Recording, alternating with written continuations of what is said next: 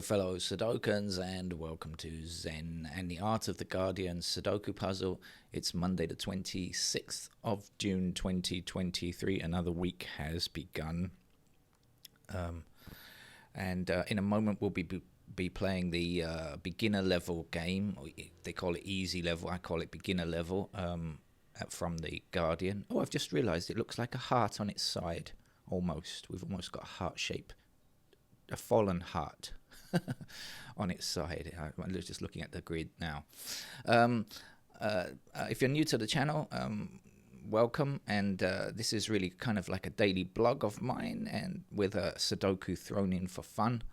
And I noticed the item in news today that I'd like to talk about is very ironic, beautifully ironic. That always goes to make the best stories, doesn't it? Apparently, Harvard professor of behavioral science, somebody from the Harvard Business School who studies behavioral science, has been accused of data fraud, falsifying results from studies. I have no idea if it's true or not, but what an incredibly, beautifully ironic story, I think. Apparently, a paper was submitted and then removed from, let me see, what was it? The Chronicle of Higher Education. The publication was the Proceedings in the National Academy of Sciences, but was retracted after being questioned for validity. Anyway, read it yourself in The Guardian and enjoy. Okay, let's get on with the game of Sudoku. So how do we go about playing this game? You're new to Sudoku, right? You haven't played the game before. Maybe you've played it once before, a long time ago, and forgotten what to do. You can see that it's a grid of 9 squares by 9 squares. And also you'll see that there are these small 3 by 3 blocks here, which also contain 9 squares. You'll also see that there are numbers. The lowest number you can see is 1. The highest number you can find is 9. And there are numbers in between. And what is the object of the game? Well, as you can see, one number is in 1 square, and I think you could even guess, if nobody had told you, you could probably work out what the object of the game is. The game is put digits 1 to 9 in every column, digits 1 to 9 in every row, and digits 1 to 9 in every one of these small blocks. And the thing is that we use logic to find the answer. We do not use guessing or mathematics. So how do we go about it? Okay, look at this block down here. It does not yet have a digit 1. We've got 2, we've got 3, we've got 5, but we don't have a 1 yet.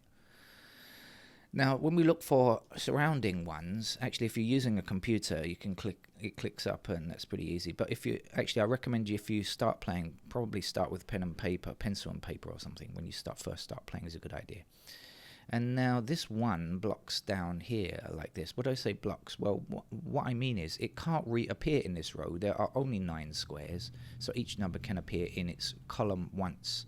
And the same for this one over here, so blocking down here. So we know that none of these 4 blue squares could be 1, digit 1, because we already have 1 in these 2 columns. But when we look over here and we find there's a 1 in this row, we know that 1 can't reappear in this row. And now we already have a 5 here. So what are we left with? Just one empty square that's not affected by these 3 ones. So we know that the 1 must go there. And that's it. So we go around the board looking for similar kinds of must-be type situations. I'll show you again. 3 blocks down here, 3 blocks down here, and 3 blocks across here like this. Do you see? 3, 3, and 3, blocking across, blocking down, and blocking across, leaving, we've got 1 in this square already, leaving just this square where 3 can go. Let's take that 3 and say 3 blocks across here, 3 blocks across here, and 3 blocks down there. That's going to give a 3 in that square there. 3 up here, 3 down here, 3 across here, and this time 3 across here. So look at this, all surrounding, right? To say that the very middle square must also be a 3. And then up here, we've got 3 across here, and 3 across here, and 3 up here, and 3 up here, and we can get 3 there. Now we've actually finished digit 3. There are no more digit 3s to find. How do I know that? Because we have 3 in every one of these small blocks, which must contain 1 to 9.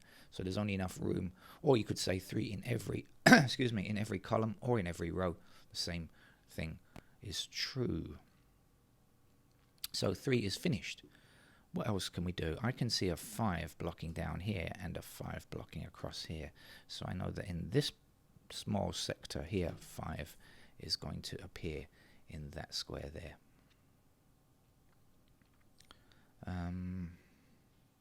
Can't see any more on the 5s for the moment. Oh yes, I can. Yes, I can. So we've got 5 blocking these 2 squares. Remember, a number can only appear in its block 1 time, so none of these squares can be 5. We've got 5 blocking this square because it's in the same column, and so in this row here there's only 1 empty square. The 5 must be in that square there.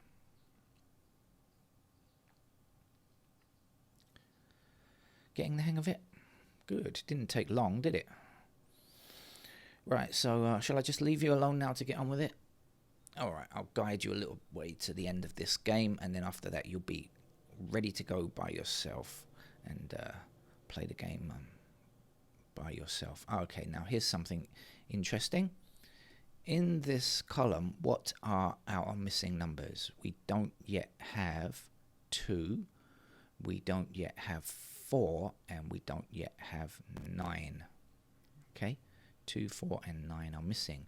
We've got 1, we've got 3, 5, 6, 7, and 8. So 2, 4, and 9 are missing. Now, when you look in this row here, you can see 2 and 4 in the same row, right, like this. So when we think about this square, we ask ourselves, can it be 2? No. Can it be 4? No. Well, it has to be 9 because that's the only other option. We only had 3 numbers missing from this column, so we know that's a 9. Now, actually, we also have 9. Oh, tell a lie. We also have 4 blocking across here, I should say. So now we know that this has to be a 4, and this has to be our 2 because we were missing 2, 4, and 9. So, okay.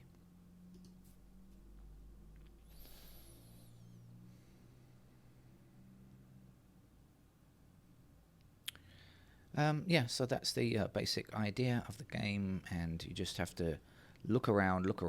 It's you spend time looking, really. It's a game of looking. So if you're looking in the right place, all is joy and ambrosia. But if you're looking in the wrong place, it leaves a very nasty taste in your mouth for a long time, I think. Right, 5 blocking down and 5 across here. 5 will be in this square here. 5 blocking up, and up here, and across here. There's a 5 we can place.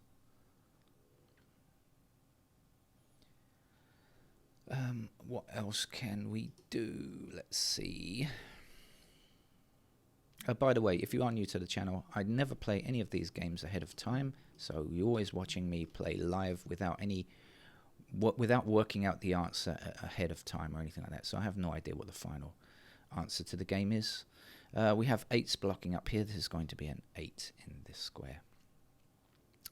Now, I happen to know that 9 and 8 are needed in this block here.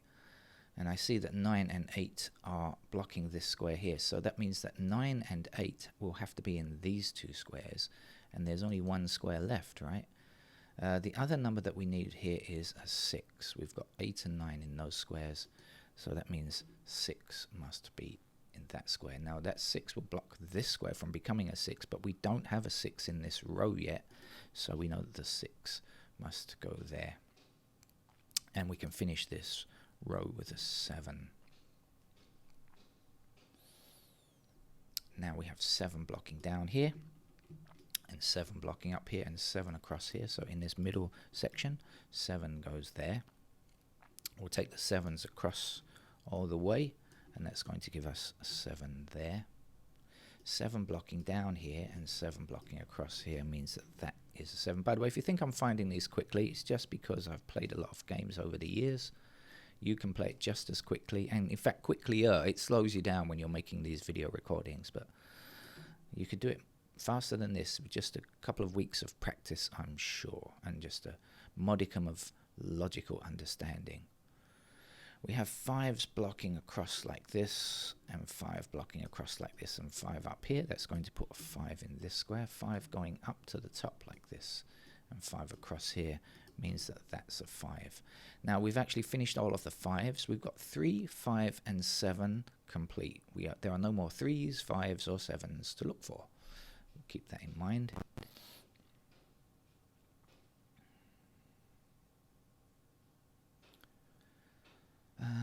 Right, where are we?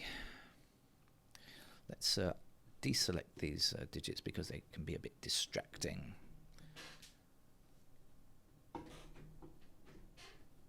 Okay, down the bottom here we have 4 blocking across here, which means that this square has to be a 4. The 4 blocks up here. You see how we're using the digits that we just put in? I just put this in because of this, and I'm going to use that digit to block that square and say the 4 must go here. We've also got 4s blocking up there and down there, which is going to give us a 4 there. We've got 4s going all the way across here and up here, which means that that's a 4. And again, we're going to use the digit we just put in in conjunction with others that are already placed. And now we've finished digit 4. And back over here, there's only one empty square, which is for a 9. So we'll put the 9 in, 9 blocks up here, and that will give us 9 there, 9 blocks across here and across here. That's going to give us a 9 there. And now we can finish this block here with an 8. And the 8 blocks across here like this with 8 up here. Oops, excuse me, I clicked the wrong button on the keyboard. 8 will go here. Then we can take that 8 and this 8 that we just placed. Oh, sorry, this 8 that we just placed and this 8 that's been there. And the 8 will go here. And then we've got 8 blocking down here, which gives us an 8 there. That's the 8 finished. Here we are looking for a digit 6, I believe. We've got everything else. You'll notice this 6 is missing from this column and 6 is missing from this block. So there is only one solution to Sudoku. So if you find that digit, you're okay. 6 blocks all the way up here, and that's going to give us a 6 in that square there. And now, where are we? There's one number missing for this row. We don't yet have digit 1, so we can place the 1 there. We have 1 blocking across here. That's going to give us a 1 there. We have 1 blocking down here, up, 1 across here. Oh, come on. 1 across here, 1 down here. So that's going to leave us a 1 in that square. We have 1 across here, which means that 1 across here, which means that 1 is in that square. 1 down here, 1 down here. And that's going to finish off the digit 1s. Now back up here, we still need a 2 to finish here. And then bottom here, we still need 9, I think it is, to finish this column. Yeah. Now there's only one number missing for this block. It's a 2, so let's put the 2 there, then the 2 blocks up here, giving us 2 in that square there. And 2 also blocking across here, giving us 2 in that square there.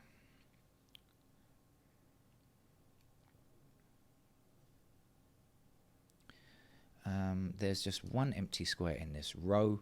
A 6 will complete it, so let's put that in. And now we have just one empty square in this column, and that's going to be enough space to fit 9, I believe. Okay. Now we also have 9 blocking down here, so 9 will fill that square there, and then 9 blocks across here, and that's finished off the 9s. Missing digit here is 6, and missing digit in this block here, or this row here, is also a 6, and the 6 blocks up there, giving us the 6 there. And now we just need a 2 in this square, and a 2 in that square. I hope you understood how to play the game in basic form. There are many other techniques that you can learn, but make sure you learn the basics first and then move up. And it gets more enjoyable the harder the games get, until you get to the level of difficulty where they just explode your brain, I find. Okay, that's it. Thanks very much. Bye-bye.